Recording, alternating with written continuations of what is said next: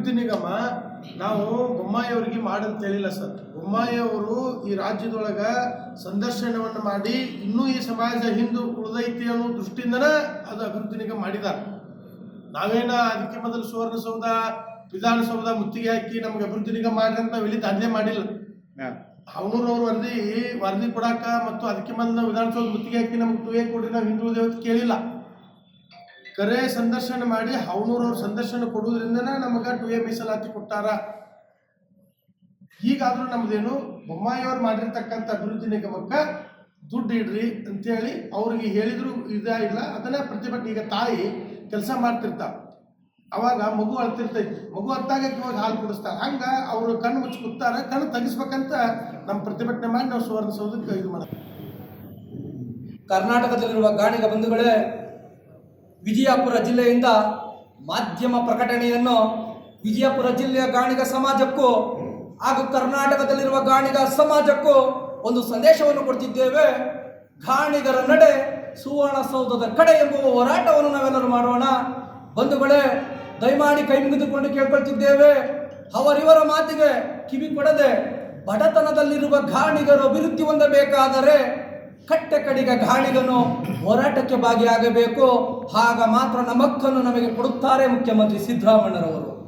ಹಾಗೂ ಮಾಧ್ಯಮದ ಮುಖಾಂತರ ಹಿಂದುಳಿದ ವರ್ಗದ ಗಾಣಿಗ ಸಮಾಜದ ನಾಯಕರಿಗೆ ಕೇಳ್ಕೊಳ್ತಿದ್ದೇವೆ, ದಯಮಾಡು ಆ ಹೋರಾಟಕ್ಕೆ ನೀವು ಭಾಗಿಯಾಗಬೇಕು. ಹಾಗೂ ಹಿಂದುಳಿದ ವರ್ಗದ ಧೀಮಂತ ನಾಯಕ ಅಂತ ಹೇಳುತ್ತಿರುವಂತಹ ಮುಖ್ಯಮಂತ್ರಿ ಸಿದ್ದರಾಮಯ್ಯರವರೇ, ನೀವು ಹಿಂದುಳಿದ ವರ್ಗದ ನಾಯಕರಂತಿದ್ದೀರಿ. ವಿಜಯಪುರ ಜಿಲ್ಲೆಯಲ್ಲಿ ಮಾಧ್ಯಮದ ಮುಂದೆ ನಾವು ಹೇಳ್ತಿದ್ದೇವೆ, ನೀವು ನಿಜವಾಗಲೂ ಹಿಂದುಳಿದ ವರ್ಗದ ನಾಯಕರಾಗಿದ್ದರೆ ಅತಿ ಕಷ್ಟಪಡುತ್ತಿರುವ ಗಾಣಿಗ ಸಮುದಾಯಕ್ಕೆ, ಹಿಂದುಳಿದ ವರ್ಗದ ಗಾಣಿಗ ಸಮುದಾಯಕ್ಕೆ ಯಾಕೆ ನೀವು ಅಭಿವೃದ್ಧಿ ನಿಗಮವನ್ನು ಅನುದಾನ ಕೊಡ್ತಿರಲಿಲ್ಲ? ನಿಮ್ಮ ಕೊಡುಗೆ ಏನು? 2015ರಲ್ಲಿ ನೀವು ಮುಖ್ಯಮಂತ್ರಿ ಆದಾಗ ಗಾಣಿಗ ಸಮಾಜಕ್ಕೆ ನಿಮ್ಮ ಕೊಡುಗೆ ಶೂನ್ಯ. ಈಗ 2024ರಲ್ಲಿ ನೀವು 23ರಲ್ಲಿ ನೀವು ಮುಖ್ಯಮಂತ್ರಿ ಆದ್ರಿ, ಈಗಲೂ ಗಾಣಿಗ ಸಮಾಜಕ್ಕೆ ಶೂನ್ಯ. ಯಾಕೆ ಸ್ವಾಮಿ ನಿಮ್ಮ ಪಕ್ಷವನ್ನು ನಾವು ಬೆಂಬಲಿಸಬೇಕು? ಯಾಕೆ ಸ್ವಾಮಿ ನಿಮ್ಮನ್ನು ಹಿಂದುಳಿದ ವರ್ಗ ನಾಯಕ ಅಂತ ನಮ್ಮ ಗಾಣಿಗ ಸಮಾಜ ಒಪ್ಕೋಬೇಕು?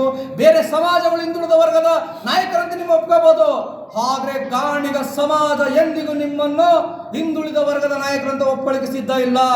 ಮುಖ್ಯಮಂತ್ರಿ ಸಿದ್ದರಾಮಯ್ಯರವರೇ, ಆ ರೀತಿ ಒಪ್ಪಿಕೊಳ್ಳಬೇಕಾದರೆ ನೀವು ಈ ಕೂಡಲೇ ಗಾಣಿಗ ಅಭಿವೃದ್ಧಿ ನಿಗಮಕ್ಕೆ ಅನುದಾನ ಕೊಟ್ಟು ಗಾಣಿಗ ಸಮಾಜದವರು ನಮ್ಮವರೇ, ಹಿಂದುಳಿದ ಜನಾಂಗದವರೇ ಅಂತ ನೀವು ಸಂದೇಶ ಮೂಡಿಸಬೇಕಲ್ಲ. ಆದ್ದರಿಂದ ಗಾಣಿಗ ಬಂಧುಗಳೇ, ಹೆದ್ದೇಳಿ. 18ನೇ ತಾರೀಕು ಗಾಣಿಗರ ನಡೆ ಸುವರ್ಣಸೌಧದ ಕಡೆ ಎಂಬ ಹೋರಾಟಕ್ಕೆ ಸಿದ್ಧರಾಗಿ. ನೋಡಬಹುದು, ಎಲ್ಲ ಸಮುದಾಯಗಳು ತಮ್ಮ ಹುಳಿವಿನ ಪ್ರಶ್ನೆಗೆ ಅದ್ಭುತವಾಗಿ ಹೋರಾಟಗಳು ಮಾಡುತ್ತಿದ್ದಾವೆ. ಗಾಣಿಗರು ನಾವು ಹೋರಾಟಗಾರರಂತ ತಿಳಿಸೋಣ ಬನ್ನಿ. ಗಾಣಿಗ ಸಮಾಜ ಹಿಂದುಳಿದ ಸಮಾಜ ಅಂತ ಗುರುತಿಸಲಾಗಿದೆ.